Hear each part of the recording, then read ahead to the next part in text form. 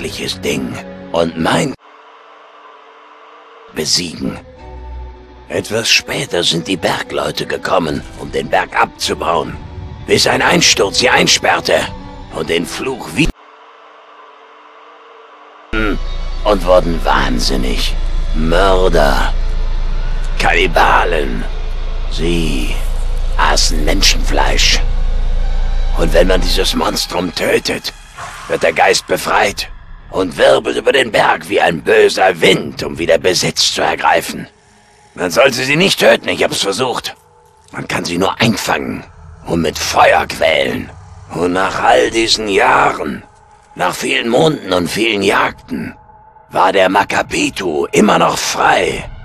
Für mich und bis zu dieser Nacht, vor einem Jahr. Da hatte ich ihn endlich im... Wir waren nicht alleine in den Wäldern. Nein!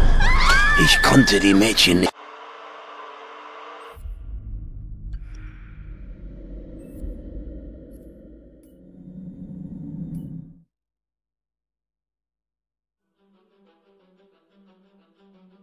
I am Hayden Panettiere, and we are here at the studio recording Until Dawn. My name is Rami Malek, and I play Josh. My name is Megan Martin. My name is Brett Dalton. My name is Antonella Lentini, and I played Hannah and Beth. My name is Jordan Fisher, and I play the character Matthew, Matt for short. I'm Nicole Bloom, and I play Emily in the game. My name is Noah Fleiss. I am Galadriel Steinman, and I play Ashley. So Until Dawn is the story of 8 teenagers who revisit this cabin in the woods about a year later after a really traumatic experience where I've lost 2 of my sisters, so coming to kind of get some closure in that respect. One of the things that Larry does really well is make these multi-layered characters, and I think for just the story in general, it follows the quintessential horror film plot lines, but the characters are so unique in themselves, and I think that's very cool. Oh, yeah, this was the right thing to do. What? You know, getting everyone together on the anniversary. I mean, Josh seemed really pumped about us all doing something, didn't he? Yeah, no, he definitely did. I haven't seen him so excited about something in forever. Good, good. Sam and I have a few things in common, such as being huge lovers of animals. And she's a huge animal lover. She's vegan. She is a pacifist. I'm not quite sure if I'm gonna go as far as saying that I'm a pacifist, but she's spunky and cool. I know that she, I think, is made fun of a little bit by the rest of them who think that her morals and her beliefs in that area are a little ridiculous and they don't agree with them, but she doesn't care. It doesn't stop her from being herself, and that's something that I hope I have in common with her. You know, he definitely can be depressed at some times and a bit of a loner, but he takes some solace in one of his sister's friends, Sam, played by Hayden Panettiere, and invites everybody back to the same house the next year to kind of find some closure. Jessica she has a whole lot of personality. She is definitely the sort of mean girl character that, you know, at school she knows she's pretty, she knows that boys like her, and she's gonna use it to her advantage. He's got a big heart, and you can tell that that's very evident, especially how he treats his girlfriend, Emily, and, you know, he's kind of a meathead, but in the best way possible. She really knows what she wants, and she manages to get that from whomever it is, whether it be Matt or Mike. You know, she's really driven, and I can definitely relate to that.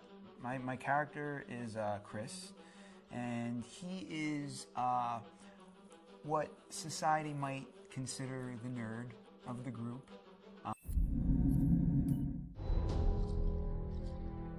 Hi, this is Lee Robinson, production designer on Until Dawn. The production design for Until Dawn started with the great teen horror script that sets the characters in a Canadian winter mountain lodge, being a contemporary setting with visual clues derived from classic films of that genre, such as Hitchcock's Psycho and Stanley Kubrick's Shining. The storyboards are vital to the production design, as it allows the designer to understand the scale of the environments to be made and the detail that would be seen to create the atmosphere of a horror. This took us into concepts that took these storyboards further, visualizing the world through the color palette, the lighting, tone, and the mood, and developing key locations such as the lodge, the cable car stations, the forests themselves, the wilderness.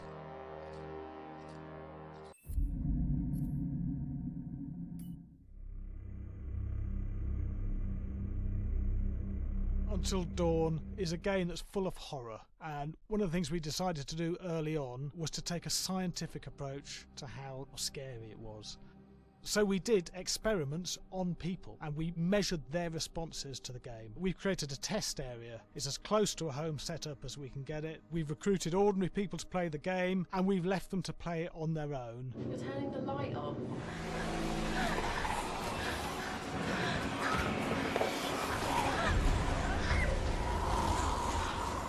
The only difference is it's rigged with cameras and microphones that relay the data through to the next room where people are watching them play.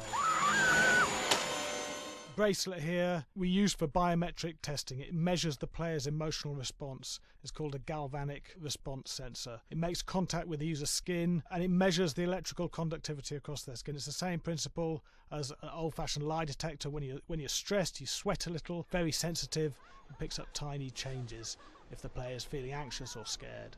That data's fed back to a testing team, comes through as a graph. I'm so sorry.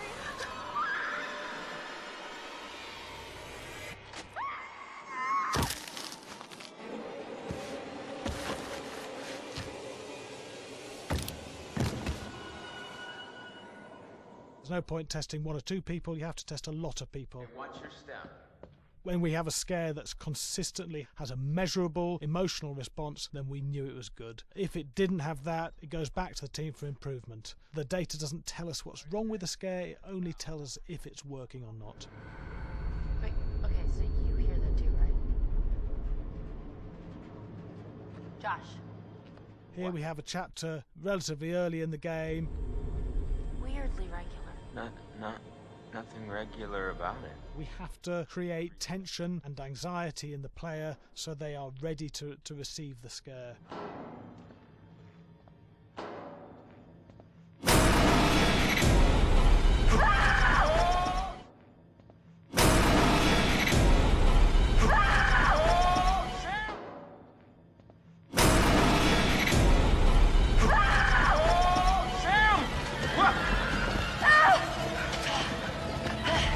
Give the player time to recover, to cool down, to calm down, and then start building the tension again before we do the next scare. Hey. What? Hey. What the hell? Boom. You just got mugged.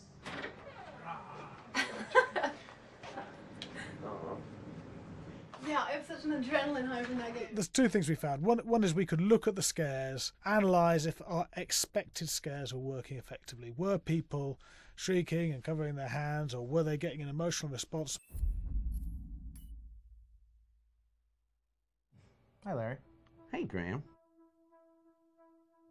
Hi, my name is Graham Resnick. I'm a filmmaker, writer, director, sound designer, and I started working with Larry Fessenden about 10, 15 years ago through my friend Ty West, who I grew up with, and have done a lot of sound design with on his films.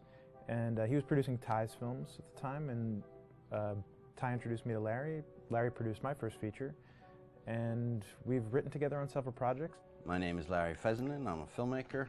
I run Glass Eye Pix, which is an independent production company out of New York. We make indie movies, a lot of scary movies as well.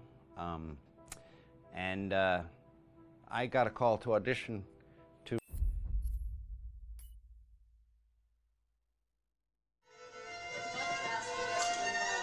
Yeah, fast and violent. That's what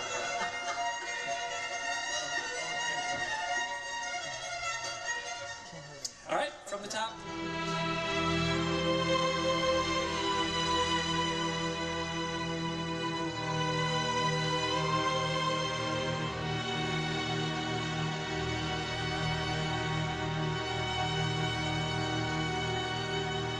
My name is Jason Gray.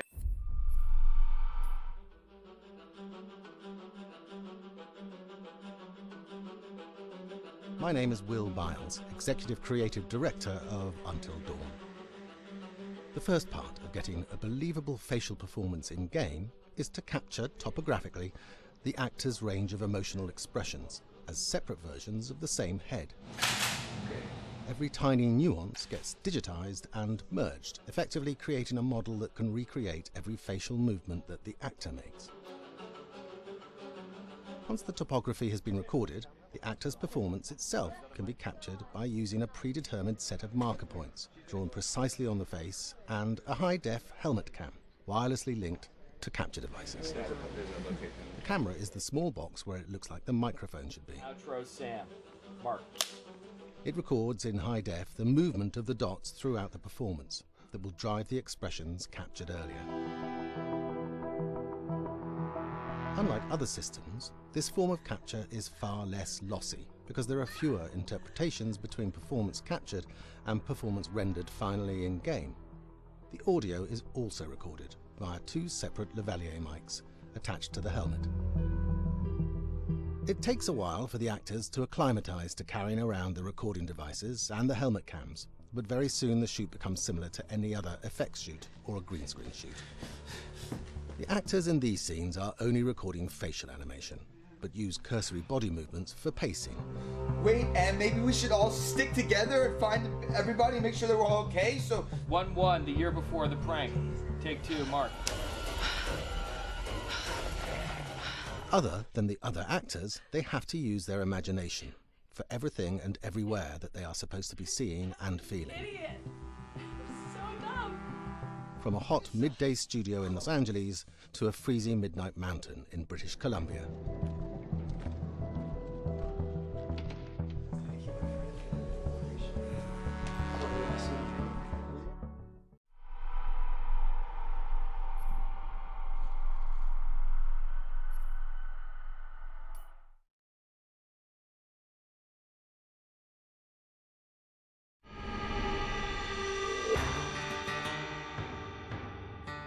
America's North Woods border region.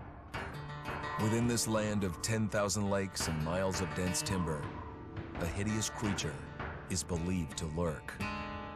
The North Woods is probably one of the last frontiers in America. There's still a lot of places in this area that hasn't been set foot by man. Monsters and mysteries exist here because it is remote. Up in the North Woods, winters are long. In times of biting cold and isolation, a devouring monster is believed to come forth. It's terrorized native people for generations. Growing up, I was told, like, don't go outside, the Wendigo will get you.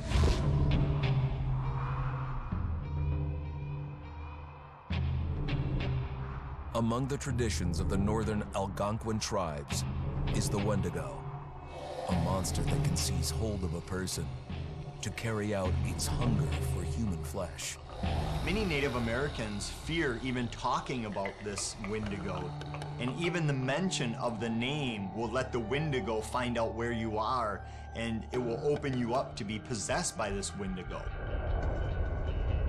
The most famous case of a Wendigo possession took place in 1879.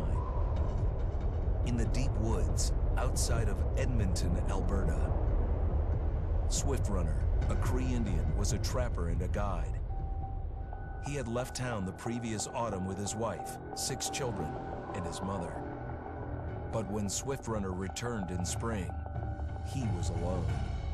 Swift Runner came into a nearby village telling this heartbreaking tale. I had to watch them starve to death. Of his family being killed by starvation, and that he was the only survivor. My whole family gone. It wasn't hard to understand a family falling victim to a brutal winter. To even not. Yet something was suspicious about Swift Runner. He was a strapping man, and he came into town weighing over 200 pounds. It didn't look like somebody who had just weathered a terrible winter. He wasn't malnourished, didn't look like he was starving. He looked healthier than ever. After a few nights, it became clear that something was wrong. He started having night terrors, screaming in his sleep. I am the Wendigo! Villagers alerted the police. Swift Runner actually guided them back to his winter cabin. When they got there, that's when they saw the true horror.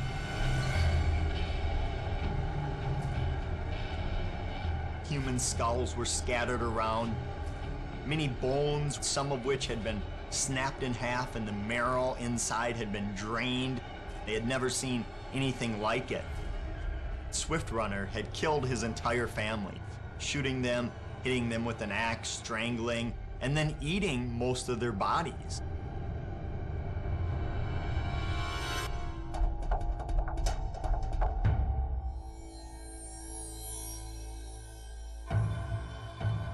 Right up until the moment the noose was on his neck, Swift Runner swore the evil spirit of the Wendigo had possessed him and twisted him into a cannibal killer. When he was on the gallows, Swift Runner himself said, "I am no longer a man."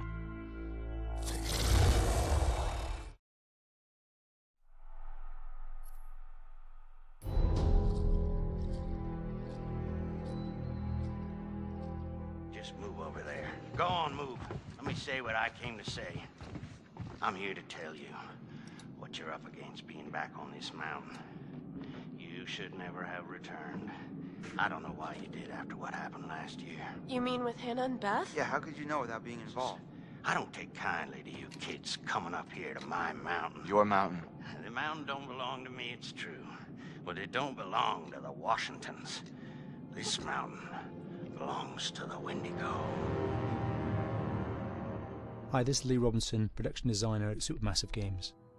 Understanding the ancient myths of the Wendigo was key for their development that helped the visual look. Through sketches and concepts, these elements were visualized, such as eyes being milky, almost dead, with loss of lips and eyelids due to frostbite, fangs growing and arms and legs getting longer, with skin hardening and thickening to look snarling and menacing, yet withered and lean. The hell was that? Another fucking piece of... Fingers and toenails extending like claws, allowing them to climb effortlessly. We made them look gaunt and weathered, and having ragged remains of clothes they wore. Blood-stained and rotten, with patches of hair still remaining, they retained strong skeletal limbs, which enable them to be agile and quick through the environment. Where are you? My name is Jamie Gallipo, animation director at Supermassive.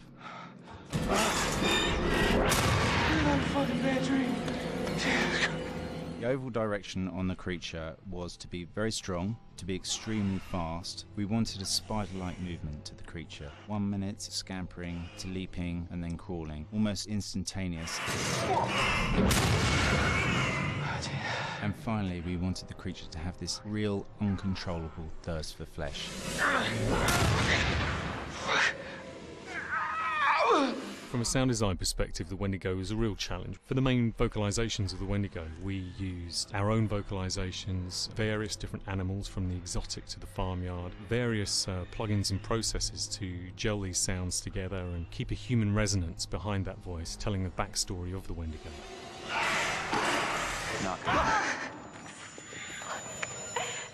During the chase sequences, the anger of the Wendigo is felt by encircling breaths, screams and screeches that essentially chase you as you're being chased by the Wendigo.